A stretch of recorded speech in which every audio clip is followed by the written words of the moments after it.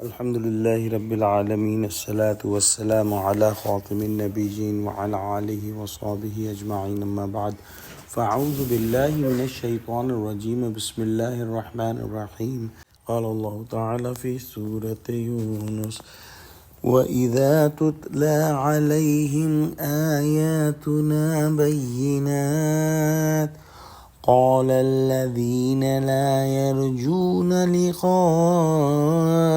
نأت بقرآن غير هذا أو بدله قل ما يكون لي أن أبدله من تلقاء نفسي إن أتبع إلا ما يوحى إلي إني أخاف إن عصيت ربي عذاب يوم عظيم۔ ترجمہ: اور جب ان کو ہماری آیتیں پڑھ کر سنائی جاتی ہیں تو جن لوگوں کو ہم سے ملنے کی امید نہیں وہ کہتے ہیں کہ یا تو اس کے سوا کوئی اور قرآن بنا لاؤ یا اس کو بدل دو۔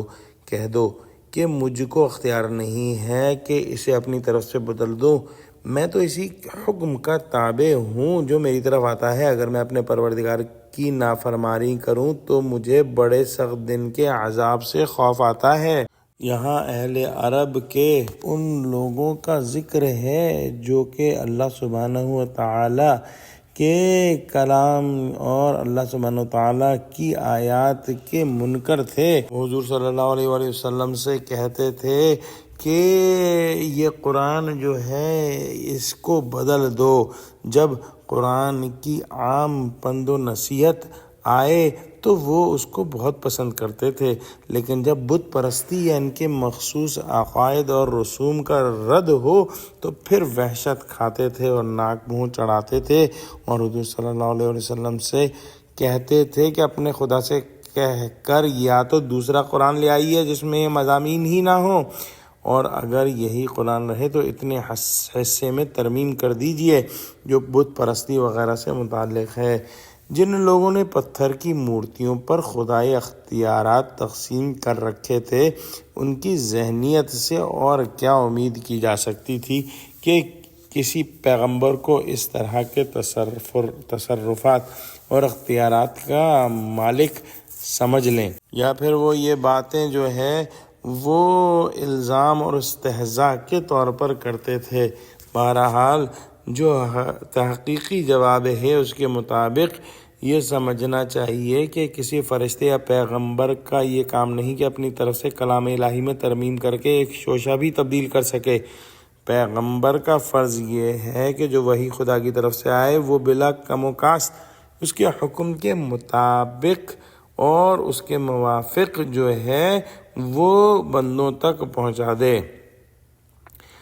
پیغمبر خدا کی وحی کا تابع ہوتا ہے، خدا اس کا تابع نہیں ہوتا کہ جیسا کلام تم چاہو خدا کے یہاں سے لا کر پیش کر دیا جائے۔ وحی الہی میں ادنا سے ادنا تصرف اور قطع و برید کرنا بڑی بھاری معصیت اور گناہ کا کام ہے۔ پھر جو معصوم بندے سب سے زیادہ خدا کا ڈر رکھتے ہیں یعنی انبیاء علیہ السلام، وہ ایسی معصیت اور گناہ اور نافرمانی کا کام کیسے کر سکتے ہیں؟ آخر میں فرمایا انی اخاف ان عصیت ربی عذاب یوم عظیم۔ یہاں گویا ان بیہودہ فرمائش کرنے والوں پر تعریض ہو گئی کہ ایسی سخت نافرمانی کرتے ہوئے تم کو بڑے دن کے عذاب سے ڈرنا چاہیے۔ دعا کرتے ہیں کہ اللہ سبحانہ و تعالی ہم کو قرآن کا فہم عطا فرما، ہم کو سچوں سے جوڑے اور ہم کو صراط مستقیم پر قائم فرما دے، آمین۔ وآخر دعوانا الحمد للہ رب العالمین۔ السلام علیکم ورحمۃ اللہ وبرکاتہ۔